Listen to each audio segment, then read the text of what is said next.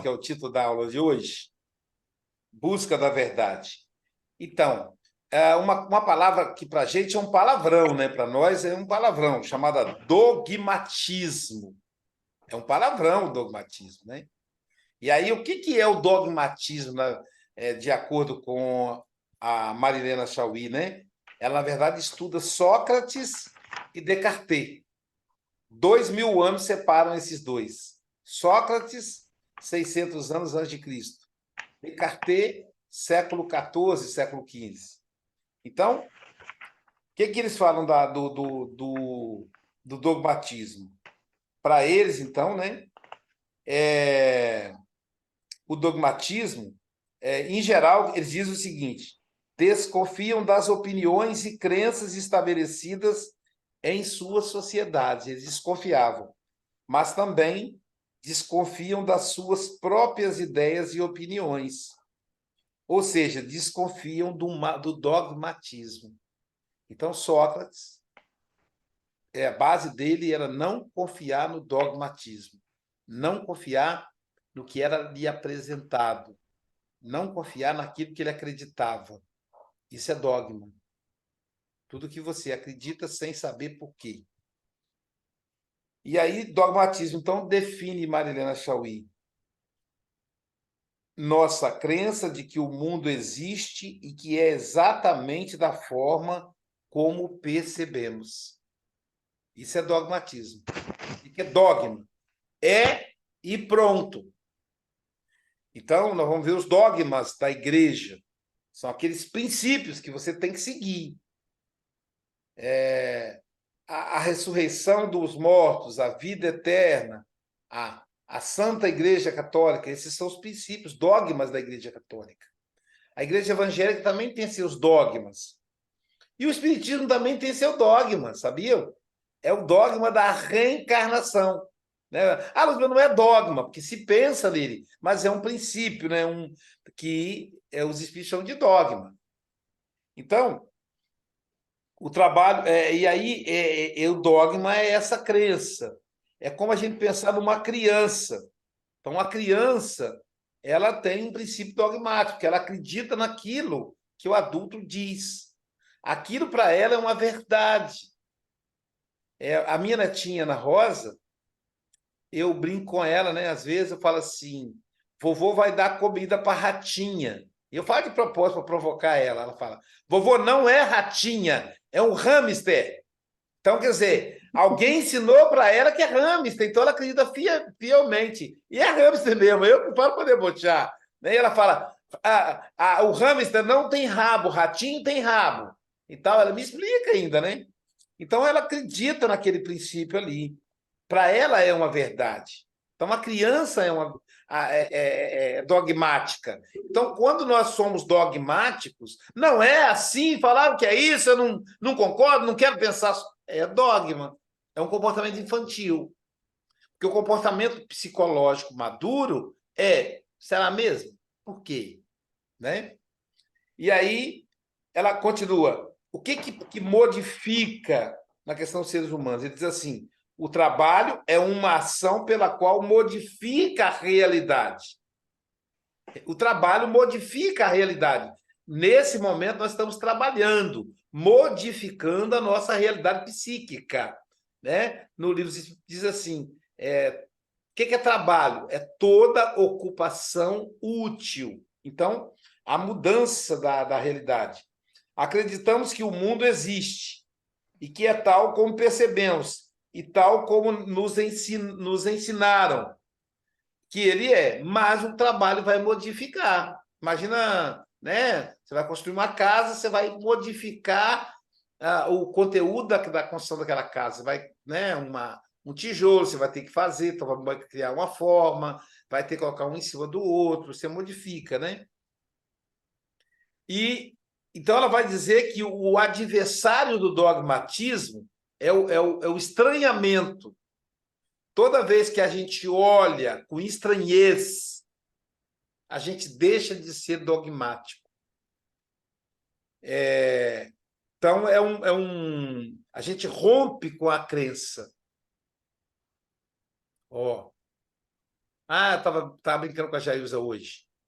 Toda vez que cair um talher da sua mão, se for uma colher, vai chegar uma mulher.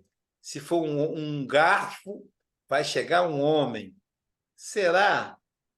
E por que que disseram isso? E aí eu falei com a Jailza, a pessoa tinha no mínimo 50% de chance de acertar. Então deviam confirmar, né? Ó, chegou um homem, olha lá, eu falei que ia chegar, se caiu um garfo. Se caiu uma colher, chegou um homem. Ah, falou que eu achei que fosse uma mulher, porque caiu uma colher. Daqui a pouquinho chegava a mulher, pronto, não falei que ia chegar uma mulher? Então, né? Era sempre essa questão aí. Então, o estranhamento é quando você desconfia. Peraí, mas por quê? O que tem a ver uma coisa com a outra, né? E aí ela conta uma metáfora de um texto, né?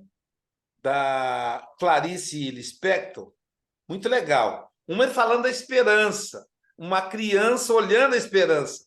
Aí eu me lembrei dos meus netinhos, né? Que a criança tem isso, né?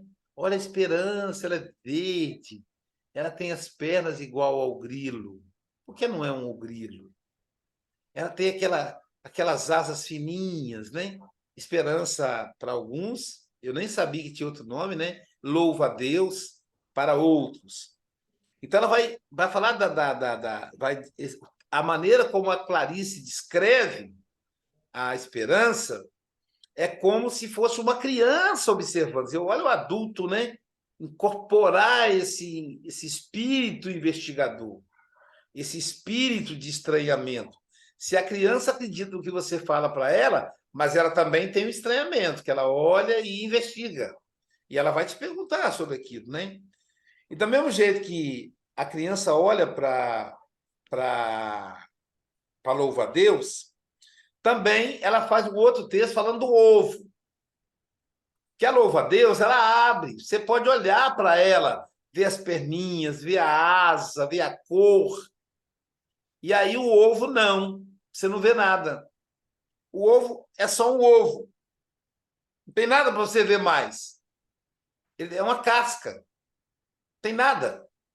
Então, ela faz uma comparação da descrição do ovo com a descrição da louva a Deus, né? Que o ovo representa, né, um desânimo de você investigar. Ah, é tudo igual, ovo de galinha, de pato, é só um ovo de avestruz. Você investigar o que está dentro. E enquanto que a louva a Deus, não, você vai olhar com calma, né? Então, e aquele desânimo, a crença, todo ovo é igual a um ovo, é só um ovo. Você não vai olhar detalhes, ele não te permite olhar detalhes. E aí ela vai falar das verdades reveladas, né? Então, o dogma está sempre ligado aos conservadores, às pessoas conservadoras, porque não quer mudança, não quer transformação. Como disse a Elisete, se você continuar fumando, vai fazer mal. Não, deixa tá tudo bem. Fumar me relaxa. Não quer mudar, não quer transformação. Então, e aí ela vai falar das chamadas verdades reveladas, né, e verdades alcançadas. Então, há uma conservação. E aí, uma espécie de preconceito em ideias preconcebidas que impedem o mesmo contato de pôr em perigo que já é sabido, que é feito.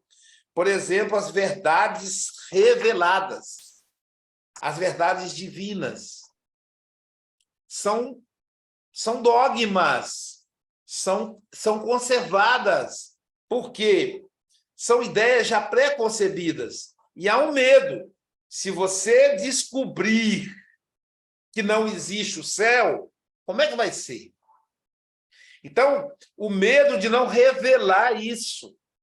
Eu tinha uma amiga, uma colega, né, uma amiga mesmo, que ela era evangélica, mas uma pessoa de cabeça aberta, mas muito fiel à religião que ela abraçou.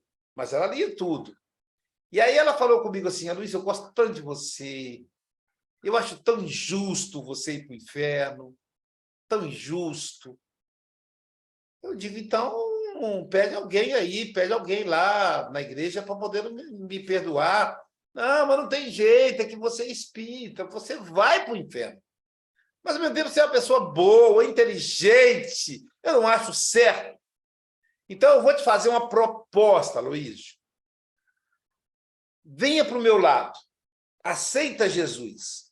Presta atenção, porque se eu tiver certa, você está salvo. Se você tiver certo, você está salvo também, ué, porque não existe o inferno, está tudo bem. Mas se existir, você está ferrado. Agora, se você passar para o lado de cá, você vai... Eu falei, interessante. Eu acho que eu vou mudar de ideia. Então, quer dizer, o medo de se descobrir, que eu falei para ela, não existe o inferno. Mas isso é um perigo, ela dizia. Você já pensou se a maioria das pessoas descobrir isso? Vai ser uma festa. Vamos matar todo mundo, vamos bagunçar tudo. Porque o que faz as pessoas andar na linha é o medo do inferno. Veja, a importância que eles dão ao dogma, a revelação divina. Isso é divino. Quer dizer, não pode ser investigado. E aí ela cita o filme O Nome da Rosa, né, que é um clássico. Vale a pena assistir quem não assistiu. O Nome da Rosa, vou dar aqui um pequeno spoiler, investiga a morte no mosteiro. E descobre que, na verdade, que quando as pessoas que morrem, ela tem uma marca preta na língua e no dedo. E aí, eram normalmente... essas pessoas, antes de morrerem, elas eram, como se diz quando pecavam, elas eram, enfim, não queriam respeitar os limites da igreja, né?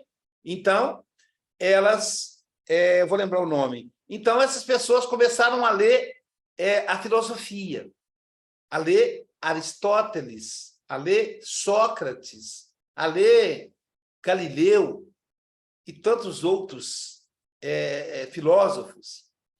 E o livro que tinha esses filósofos, que tinha dentro do mosteiro, eles passavam veneno na folha. Então, era um veneno que tinha coloração preta. Então, para ler, a pessoa fazia assim, ó, para poder passar a folha. E aí é que ela se envenenava. Então, é bem interessante o filme, né? Então, exatamente essa proteção ao divino. O dogma, ele lembra o divino.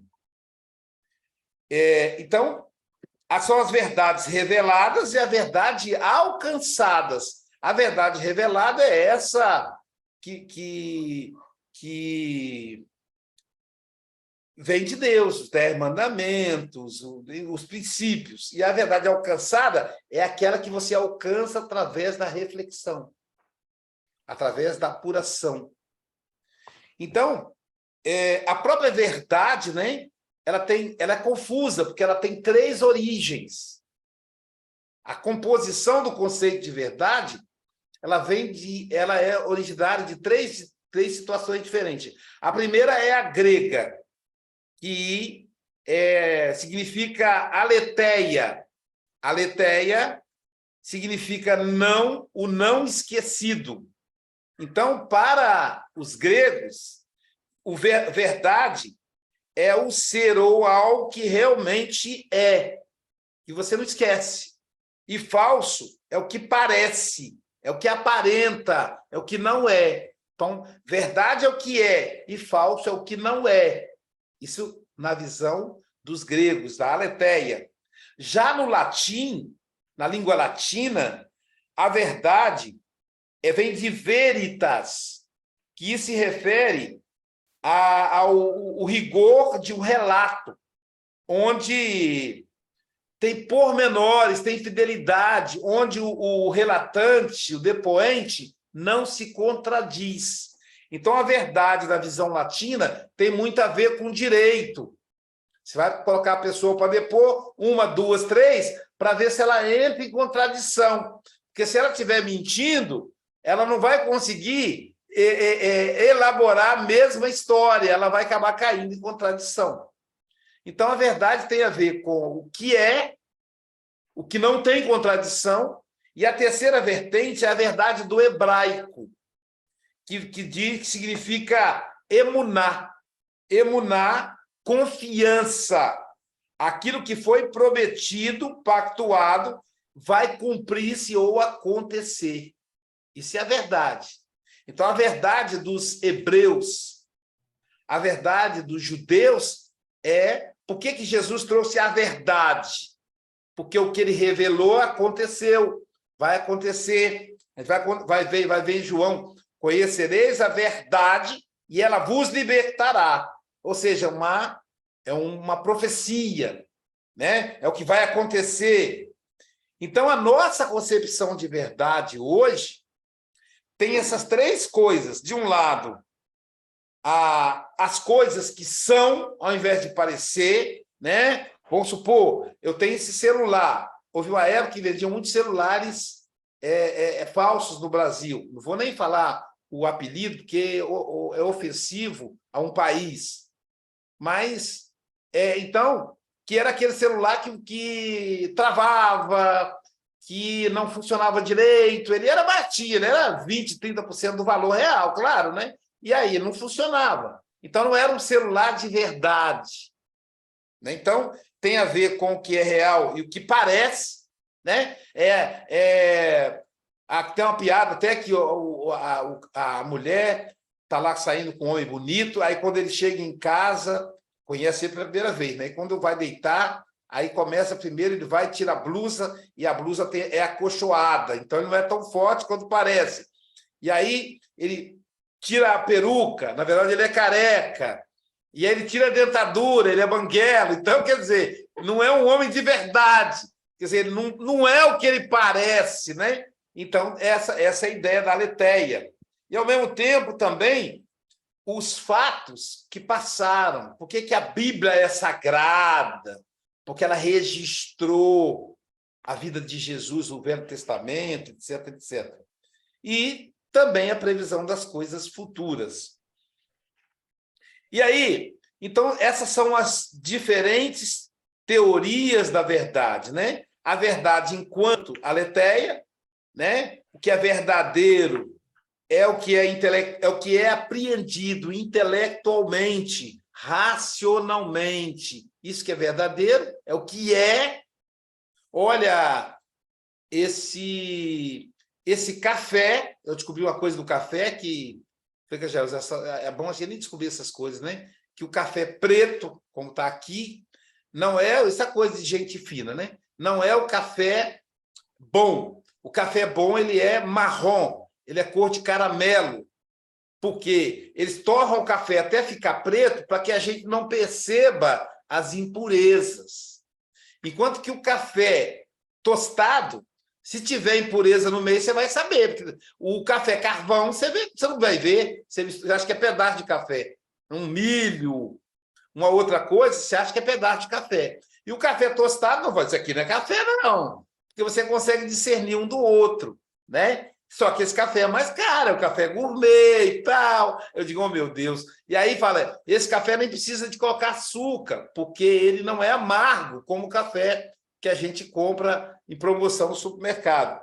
Então, quer dizer, isso é a aletheia. É o que é, e não o que parece. Então, de acordo com aquele sommelier de café, o café queimado em forma de carvão, não é café, é falso, né? Café, para ser café, tem que ter cor de caramelo. E ele é adocicado, segundo ele. Agora eu entendi que tem pessoas que tomam café sem açúcar, né? Aí ele fala para nem colocar açúcar, senão estraga. Você coloca açúcar no café feito de carvão, esse café preto, né?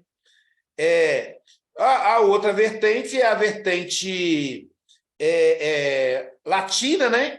Que é verdadeira quando obedece a princípios, regras, normas. E, por final, a teoria do hebraico, que é a emuná, que é exatamente aquilo que é um pacto de confiança entre os pesquisadores. Então, mesmo a verdade científica, ela tem muito mais raiz da emuná. Por que eu falei que eu tive desafio? Hoje eu fiz uma pré-defesa da minha dissertação de mestrado. E chama-se qualificação. Então, ali eu tenho que atender aos interesses dos doutores que estavam na minha mesa, que atenda a interesses daqueles que orientaram eles. Então, é uma cadeia. Não dá para eu buscar uma verdade só minha, senão eles não me aprovam. Então, a verdade lá da academia, a verdade da ciência, da universidade, é uma verdade que é um consenso de confiança entre as diversas pessoas numa cadeia, desde dos mais antigos até o atual. Quem vai pesquisar a Covid, a vacina da Covid, não vai partir do zero. Ele vai pegar a pesquisa de alguém que adotou a pesquisa de não sei quem, esse que pegou, estudou o DNA, o outro que decodificou o DNA e vai formando aquela cadeia. Essa é a verdade emunável. Deixa eu ver se o Sócrates já está aí. E se ele não está, deixa eu ver se ele já chegou. Chegou. Aí é com você, Sócrates. Se eu adicionar aqui, você já vai falar da teoria pragmática.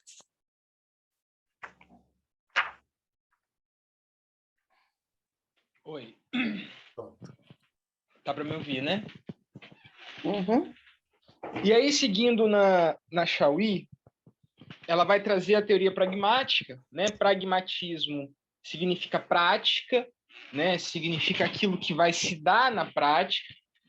Então, vai ser a teoria de que a verdade ela só é possível se ela for prática, ou se ela for possível pôr em prática, ou comprovada a partir da prática, né? Então, sempre que a gente fala de pragmatismo, a gente está falando de uma realidade, de uma verdade que necessariamente ela vai precisar ser comprovada a partir, sobretudo, né, dessa, como é que eu coloco, desse uso dela, né? Como é que eu uso? O quão eficaz isso é? Mais ou menos como a gente teve aí com a vacina. A vacina é uma verdade. Então, eu sei que a vacina me protege da gripe, da Covid, enfim, né, o tanto de vacina que a gente toma ao longo da vida. Agora, cloroquina, por exemplo, não resolve o problema da Covid, por exemplo.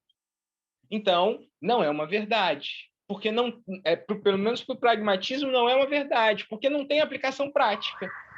Né? A ivermectina, por exemplo, não é para o Covid, é para quem está com piolho. Né? Então, não há essa aplicabilidade para aquele ponto, mas há para um outro. Mas aqui, quando ela traz a teoria pragmática, ela está trazendo essa verdade que tem que ser comprovada em alguma instância, né? Em algum lugar. Em seguida, ela vai trazer sobre a verdade e a falsidade, né? Onde ela vai distinguir primeiro para os gregos o que seria verdade e falsidade, e aí a resposta dos gregos, nesse caso, né, vai ser dupla, porque o erro, o falso e a mentira vão estar referentes ao que está aparente e não o que é essência daquilo. Então, vou pegar um exemplo, né? Quando alguém diz assim, o capitalismo é o modelo econômico que deu certo, a gente está falando de uma aparência.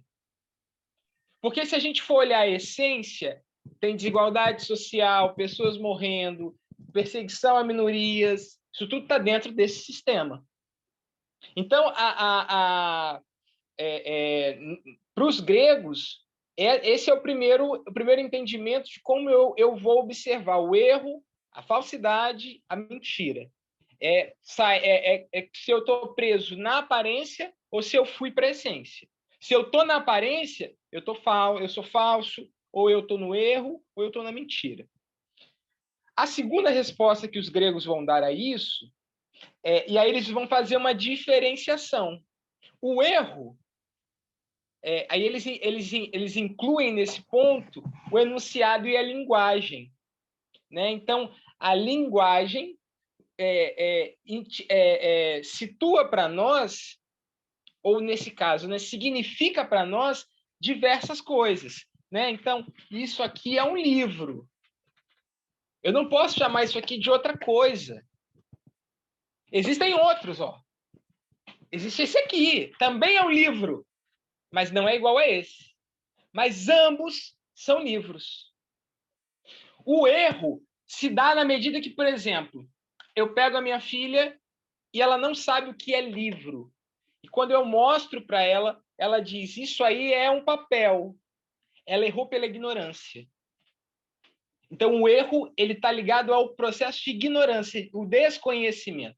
Agora, se eu pego um adulto e falo e mostro o livro, ele diz: ah, isso daí é um avião. Então, aí ele está sendo falso, ele está mentindo.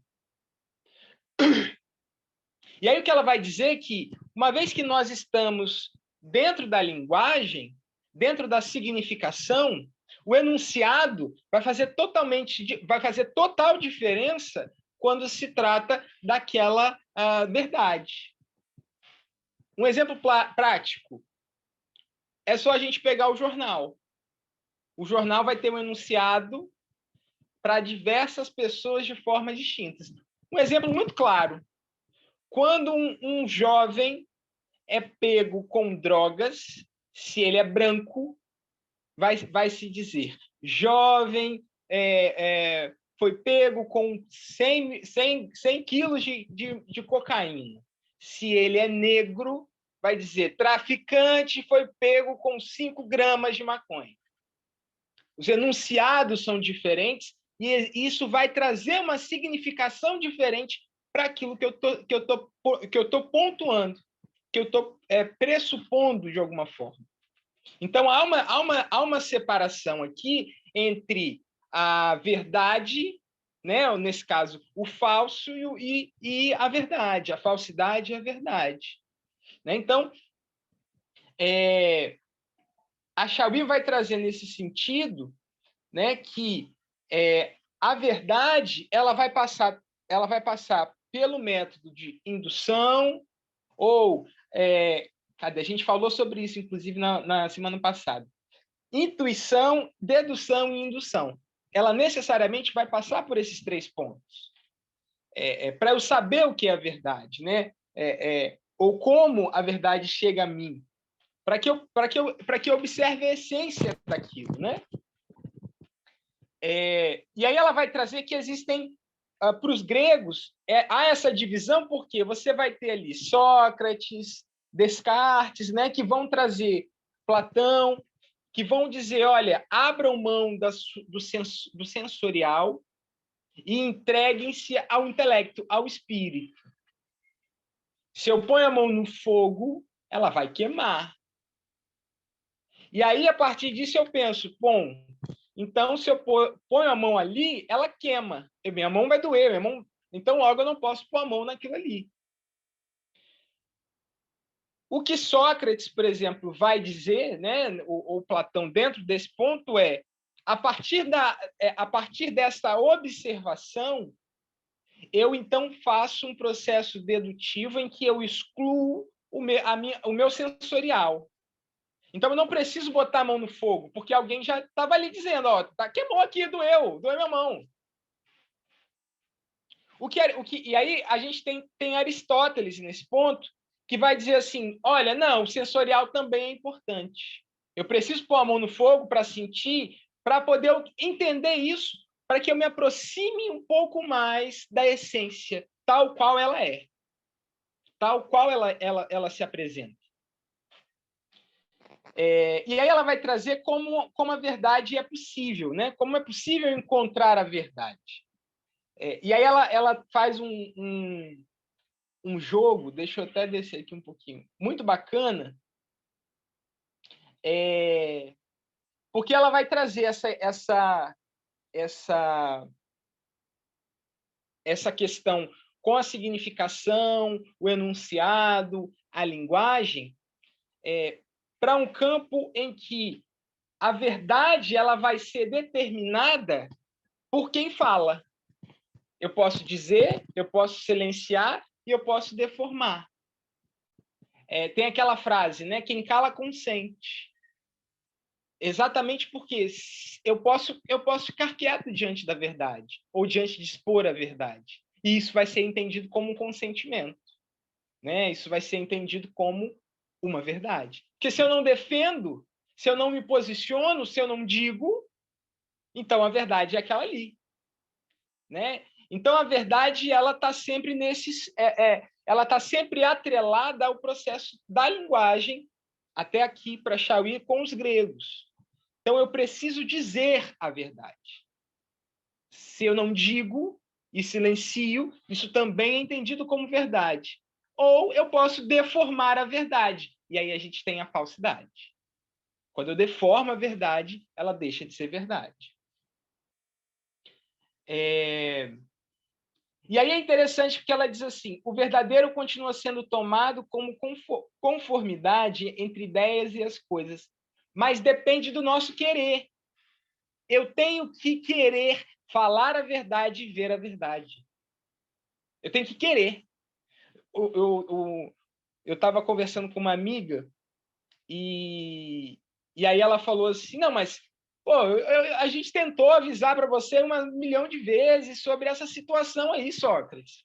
Ninguém me tentou me avisar nada, vocês deviam ter me avisado. Eu estava aqui cego. Não conseguia ver essas coisas, você tinha que ter me avisado. Sócrates, a gente avisou. Você não viu. Então, a verdade ela tem o querer ouvir, o querer enxergar, porque senão isso vai passar mesmo vai passar despercebido, né? E aí ela vai entrar numa outra teoria da verdade, em que ela vai trazer aí o Kant, e depois, mais à frente, ela traz também o Husserl, para tratar do que seria a verdade para Kant, né? E a verdade dentro da fenomenologia de Husserl, né? Que é diferente da fenomenologia de Hegel. Não é a mesma coisa, eu descobri isso aqui, inclusive. Para mim, a fenomenologia era uma coisa só. Kant, então, vai partir da ideia de que a verdade ela se encontra na razão, a priori, e não a posteriori. A verdade ela se dá a priori para nós. Então, na medida em que eu faço um juízo sobre aquilo, então eu preciso então a partir desse entender qual é a verdade. Vou voltar para o exemplo. Isso é um livro, não é um caderno. Então eu preciso dizer que coisa é essa para afirmar, para negar também que coisa não é essa. Na medida em que eu nego, eu afirmo. Na medida que eu afirmo, eu nego alguma coisa. E aí ele vai dizer, então, que existem juízos a priori que são universais, que estão postos para todos e tem uma necessidade daquilo ser como é. Então, por exemplo, né, todo homem, todo ser humano é um ser racional. Todo animal não é racional. Né? Então, ele vai trazer essa diferença, né? E ele vai dizer que existe esse juízo que é a priori, que é, de uma certa forma, natural dentro de nós. Então, eu vou questionar, né? A criança questiona, faz muitas... Papai, o que é isso? Mamãe, o que é aquilo? Mas, para além disso, ele vai dizer que existe também o juízo sintético, ou, nesse caso, né, a verdade sintética. O que seria isso? Da síntese, que vem a posteriori. Então, Kant vai dizer que, de saída, nós já sabemos alguma coisa. Porque a nossa consciência, a nossa razão, nos diz a verdade. O céu é azul. Não tem como questionar isso. Aí alguém diz assim, não, Sócrates, o céu é azul em função, em função da luz que refrata nos oceanos e torna, então, a nossa atmosfera azul. Mas isso só é possível a partir de um movimento em que eu faço uma síntese. E aí o Kant vai dizer que isso, então, é uma ampliação do conhecimento. Mas o conhecimento inicialmente já estava ali. O céu é azul, é uma constatação, é uma verdade. Ainda que exista, né, agora à noite, por exemplo, o céu está preto, ele não é azul. Né? Numa ausência de atmosfera, o nosso céu seria preto o tempo inteiro, porque não haveria atmosfera. Né? Deixa eu ver se eu deixei alguma coisa aqui nesse sentido. Então, a necessidade para o Kant, né, de olharmos para a realidade a partir da nossa consciência. Né? E aí é muito interessante que ela vai situar o kantismo como um processo idealista, como um idealismo. Né? Então, porque é do ponto do ideal, é do ponto da consciência, não é do ponto pragmático, da prática, né? do pegar, do sentir, do fazer, é do ponto da consciência, é do ponto da própria dialética, desse processo de ir e vir, para que eu compreenda onde é que essa verdade vai se instaurar. E ela termina esse capítulo trazendo o noumenon e o phenomenon, né? Que seria o fenômeno, né? E o noumenon, não vou saber dizer o que seria, a realidade em si, né? O racional em si para o Kant. Para o Kant, então, o noumenon é o que vai existir, porque é a realidade em si. Novamente, o céu é azul, é a realidade em si, é o racional em si. Não, mas o céu fica preto à noite. Ok. Então, isso é uma verdade posteriori, que eu estou ali entendendo, e aí eu preciso compreender o que é que faz com que o céu à noite seja preto e não azul. Husserl, né, vai trazer a fenomenologia, a ideia do fenômeno. Então, eu sei que o fogo queima a partir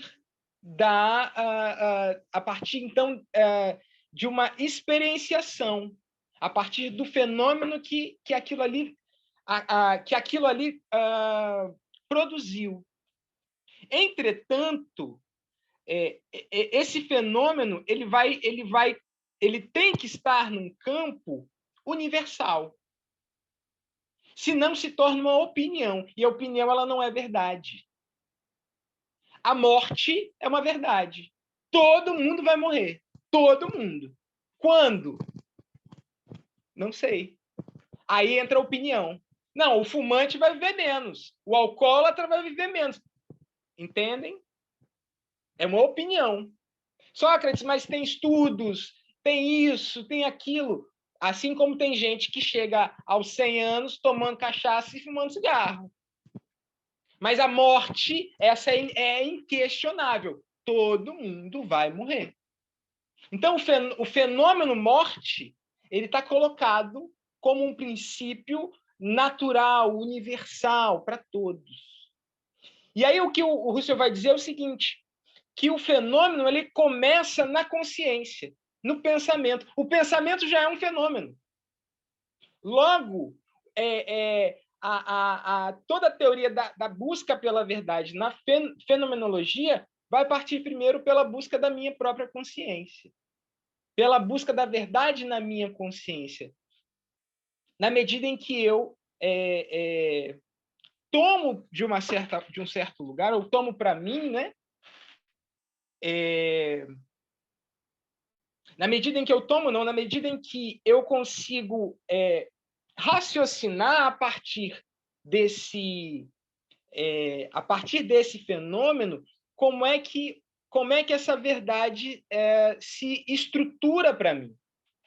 Uma coisa é a estrutura da verdade. Pensem num prédio. Quando a gente vai construir um prédio, uma casa, a gente tem os pilares, bases, senão a casa rui. Esses pilares, tanto Kant como Russell vão dizer que tem que partir da nossa consciência. A diferença entre um e outro é que, para o Russell, né, o pilar, ele por si só, já vai constituir ali um processo em que quase que já é uma casa. Não, aqui já está acontecendo a casa. Eu já moro aqui. Porque já há o ideal, já há a construção, já há o pensamento. O fenômeno já está acontecendo. Diferente de Kant. Isso não é uma casa. Isso ainda vai se construir numa casa. Mas a ideia é construir uma casa. Já tem uma base. A base está ali. Né? Então, todo o resto da casa, dessa estrutura que vai ficar em volta dessa base, seriam as opiniões. A opinião constitui, mas ela não se sustenta. O que sustenta é a base racional, universal, né, que está colocado para todos.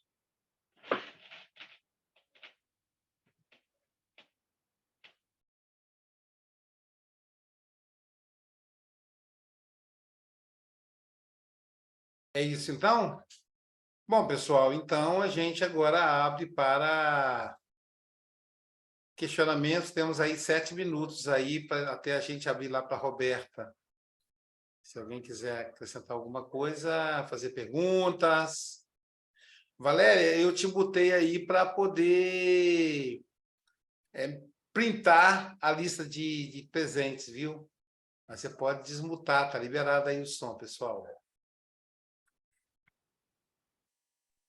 Ô, Luiz, Diga, Kátia. eu coloquei, acho que você não viu, aquela hora que você estava falando do filme, são os hereges, né? Que iam Hereges, obrigado, isso mesmo. Os hereges. Heresia, na Idade Média, é quando você desrespeitava um dogma. Chamava-se heresia. Então, no filme O Nome da Rosa, os hereges é porque ali, na madrugada, na escuridão, quando todos estavam dormindo, alguns monges curiosos iam lá ler aqueles livros, porque os livros estavam lá, só que dizia livros proibidos. E eu acho que quando escreve a palavra proibida, é igual aquela história, ó, eu vou te contar um segredo, você não conta para ninguém, vai contar, né? Então, quando você fala proibido, quer dizer, é para você buscar. E aí eles iam buscar, só que ao buscar o livro, morriam. Então, essa fama ocorria, falava, ó, aqueles livros lá, eles matam. E só que aí um monge resolve investigar, né, o processo e descobre que, na verdade, tem ali veneno nas páginas do livro. O Nome da Rosa é um belíssimo filme. Deve estar no YouTube e demora para... Deve durar aí 3 horas, é um filme grande. Mas é um filme adorável, fantástico. É até um outro da mesma linha, né, Em Nome de Deus, que trabalha também essa questão dos dogmas, da verdade, da igreja, né? Mas são dois clássicos. Mas a base, Luís, a base desses filmes são livros. O Nome da Rosa sim. é o livro. Sim, é verdade, é verdade. O filme da semana passada, não sei quem assistiu, o Show de Truman, foi gravado em 1998. Uau, tem 25 anos, nem parece. E é um rapaz que vive, né? O filme, ele descobre, depois de adulto, que, na verdade, que ele não vive, a vida dele é um filme. Desde pequeno, eles montaram um cenário para ele, desde criança, e aí tudo que ele faz é uma espécie de BBB, né? Tudo que ele faz é mostrado no mundo todo. para as demais pessoas.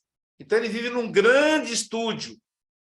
E ele não pode sair, não consegue sair desse estúdio.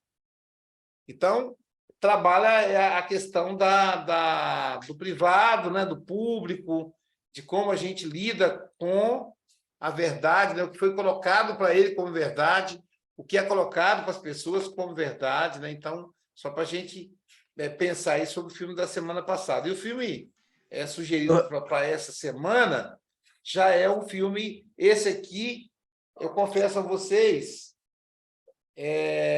de cabeça, assim, eu não lembro dele, não, mas eu acho que eu já assisti também, mas eu vou assistir de novo, né? Que Quero Ser John Malkovich. O filme dos Estados Unidos, 1999 também, tem 24 anos aí. Então, fica como tarefa de casa. Quem faz a pergunta? Luiz, eu fui assistir esse filme A Vida do Show de Trauma, e só que não abriu ele, abriu um outro com o mesmo artista, sabe? E sabe que coincidiu com a aula de hoje, porque criado-se uma mentira, porque ele é um diretor de cinema e tal, e sofre um acidente, cai numa cidadezinha e o senhor confunde ele com o filho dele.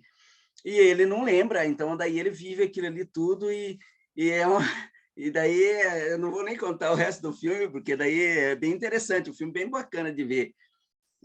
Se cria, sabe, uma não verdade aí, sabe, uma não verdade, porque ele vive esse personagem ali do filho do homem, mas depois, quando ele recobra e tal, que a consciência, e ele vê que não é, e é bem interessante. Assim. Tem a ver mesmo.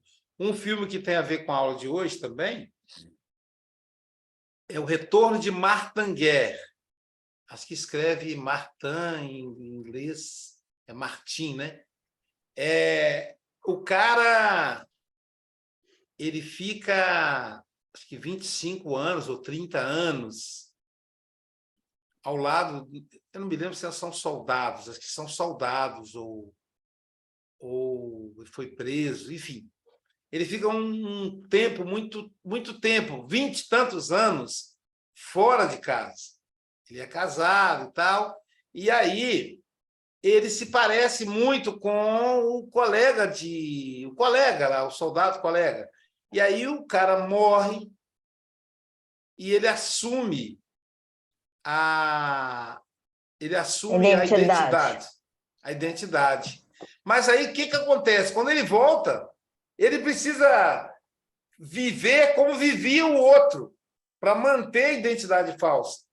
Porque o outro era um homem importante, e ele era um Zé Ninguém. E aí, que essa questão da verdade aí como memória, a verdade da narrativa, que tem que enganar a própria esposa.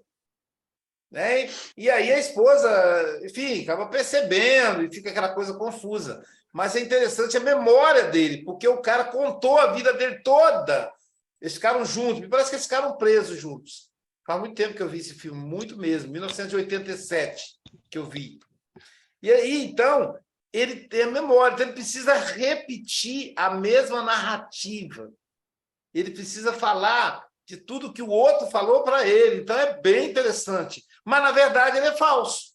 Ele é falso na medida em que ele não é, em que ele parece ser quem é. Então, tem muito a ver com o que nós estamos hoje também. Esse retorno de Martin. Eu até vou assistir de novo, agora que eu estou comentando com vocês, que é um filme bem interessante. Trabalha a questão da memória, a narrativa, as lembranças. É bem interessante. E para a semana que vem, nós vamos estudar, estudamos a razão, a verdade, e agora nós vamos estudar a lógica. Esses são elementos básicos da filosofia, né? Então, para o dia 3 de julho, nós vamos estudar o nascimento da lógica. Então, não percam aí, que vai ser bem interessante aí, né?